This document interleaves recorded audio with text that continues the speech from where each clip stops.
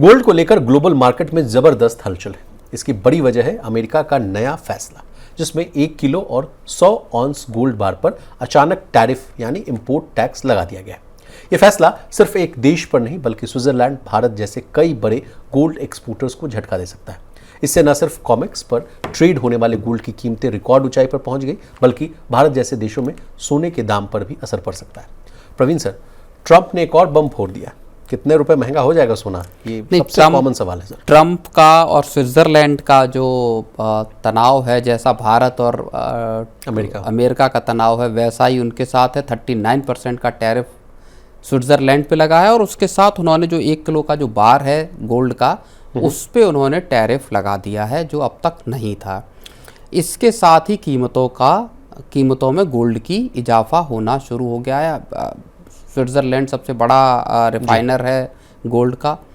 तो ये पूरा इम्पैक्ट असल में सिर्फ और सिर्फ अमेरिका तक सीमित नहीं है कि वहाँ जो लैंडेड कॉस्ट है गोल्ड की अब वो बढ़ेगी।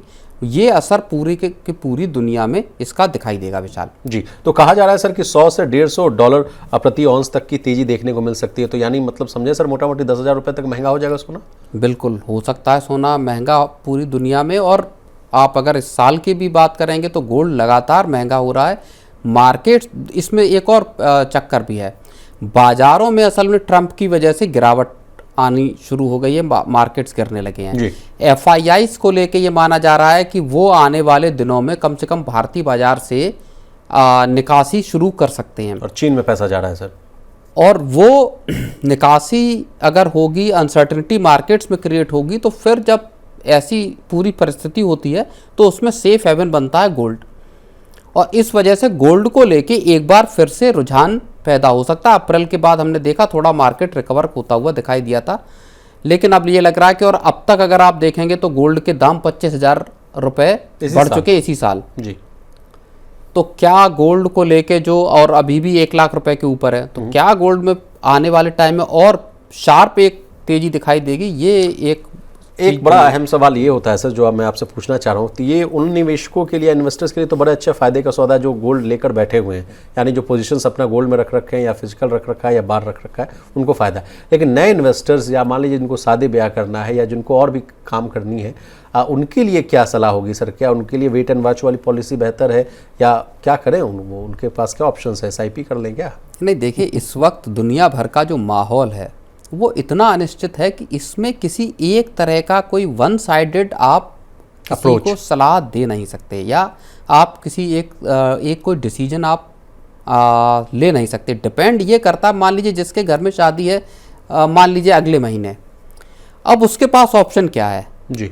उसके पास कोई ऑप्शन नहीं। चाहे सोना 1 लाख हो चाहे 1.25 लाख हो, उसकी क्वांटिटी कम या ज़्यादा होगी खरीदने की। पहले मान लो 100 ग्राम खरीदना चाहता हो, अब वो 75 ग्राम खरीदे, या 20 ग्राम खरीदना हो तो वो 15 ग्राम खरीदे। लेकिन आपको घर में अगर शादी और भारत में इमोशनल कनेक्ट जिस हिसाब का है, वो चाहे 1 लाख पहुंचे चाहे 1.25 लाख पहुंचे, लोगों के चाहे बजट दूसरी जगह कट हो, लेकिन लोग गोल्ड खरीदते हैं क्योंकि देना होता है, बाकी चीज़ें हैं जी। अब ये सिचुएशन हर फैमिली या हर खरीदार के हिसाब से अलग अलग होगी। उसका आउटलुक क्या है? अगर कोई इन्वेस्टमेंट के लिए सोच रहा है वो रुक सकता है कि भाई मैं अभी वेट कर लेता हूँ, हो सकता है मार्केट संभले, गोल्ड थोड़ा नरम हो तब खरीदा जाए। तो बहुत सारे असल में इसमें ना परमुटेशन कॉम्बिनेशन है जो इंडिया तक सीमित नहीं है, जो पूरे के पूरे ग्लोबल सिनेरियो के साथ लिंक्ड हैं। इसीलिए गोल्ड में फैसला करना भी बड़ा, मतलब जल्दबाजी तो खैर कभी नहीं करनी चाहिए, चाहे गोल्ड हो चाहे स्टॉक हो। बाकी जी सर, एक और खबर है जो इससे जुड़ी हुई है, जो मैं आपसे पूछना चाह रहा हूँ, वो है कि गोल्ड इंपोर्ट पर भारत की जो पॉलिसी है और ड्यूटी स्ट्रक्चर पर, उस पर भी कहा जा रहा है कि क्या विचार करने की ज़रूरत पड़ सकती है क्या ये ट्रंप साहब के जो ये कदम है उनका, उसके वजह से? नहीं, भारत को देखिए, भारत तो मान लीजिए नेट इंपोर्टर है गोल्ड का, तकरीबन 700-800 टन के आसपास सालाना गोल्ड का इंपोर्टर है जी। और गोल्ड को लेके जो ड्यूटी है उसको भी घटाया था बजट में जी। अब इसके बाद सरकार और तो ड्यूटी घटा नहीं सकती, मुझको जहाँ तक लगता है। केवल एक स्मगलिंग का मसला था जिसकी वजह से सरकार ने गोल्ड पे अपनी ड्यूटी को घटाया था।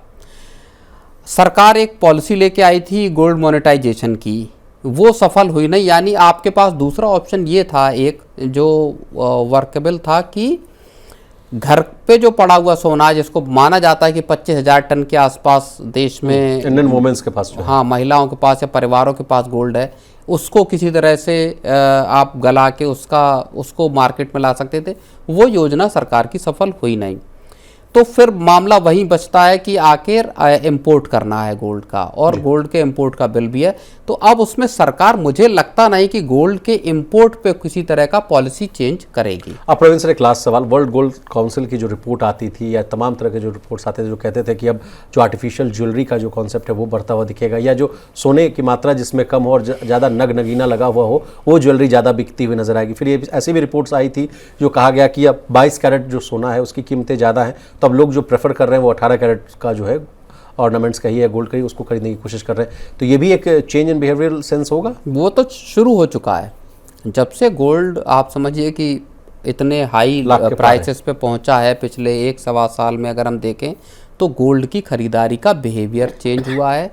जो ज्वेलर्स हैं उन्होंने भी इस हिसाब से ट्वीक करना शुरू किया है। हल्के ऑर्नामेंट्स या जो स्टड्स जिनमें लगे हुए हैं, मान लीजिए डायमंड या बाकी इस तरह के नग जो हैं, उस तरह के उनकी मांग बढ़ी है। जहाँ तक आर्टिफिशियल ज्वेलरी का, मुझे नहीं लगता, क्योंकि आर्टिफिशियल ज्वेलरी शादी विवाहों में देने के लिए थोड़ा लोग वो करते हैं, उसमें प्रेस्टीज का इश्यू होता है।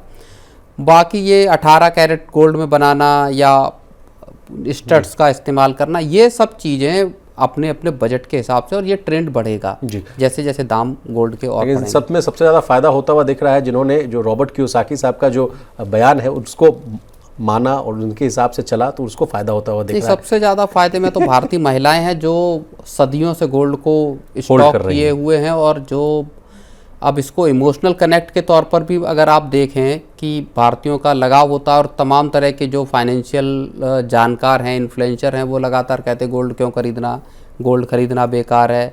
लेकिन अब आप देखिए, जिन्होंने 70-80 के दशक में के जो लोग होंगे जिन्होंने तब गोल्ड खरीदा होगा, उनसे आप आज पूछिए कि उनके गोल्ड के ने कितना रिटर्न दिया है जी। उस वक्त के हिसाब से आज के हिसाब में कभी किसी ने 100 रुपये तोले या 100 रुपये का 10 ग्राम सोना खरीदा होगा, और आज 1 लाख 1.25 लाख रुपए उसकी कीमत है, 1 लाख रुपए कीमत है मान लीजिए, तो आप समझिए कि उसका रिटर्न क्या हुआ। तो गोल्ड एक ऐसा असेट है जो आपको इमरजेंसी से लेके और लॉन्ग टर्म के हिसाब से भी अगर आप देखें, जो स्टॉक्स का तो कोई भरोसा है नहीं, आज कंपनी चल रही है, कल पता चला डूब गई, तो उस लिहाज में ना एक सॉलिड रिटर्न के तौर पे भारतीय मानते आए, और उनकी वो सोच सही भी साबित हो जाती है। टाइम टेस्टेड चीज है बेसिकली सर। उनका सोच तो ये भी है सर कि तमाम एसेट क्लास को बीट कर सकता है गोल्ड। आप उनको कितना भी, आप उनको फाइनेंशियल लिटरेसी, अब इसी साल अगर मान लीजिए 24-25% का रिटर्न गोल्ड ने दिया है, तो मार्केट्स के रिटर्न कहाँ है, गोल्ड का रिटर्न कहाँ है, बताने वाली बात नहीं। हाँ।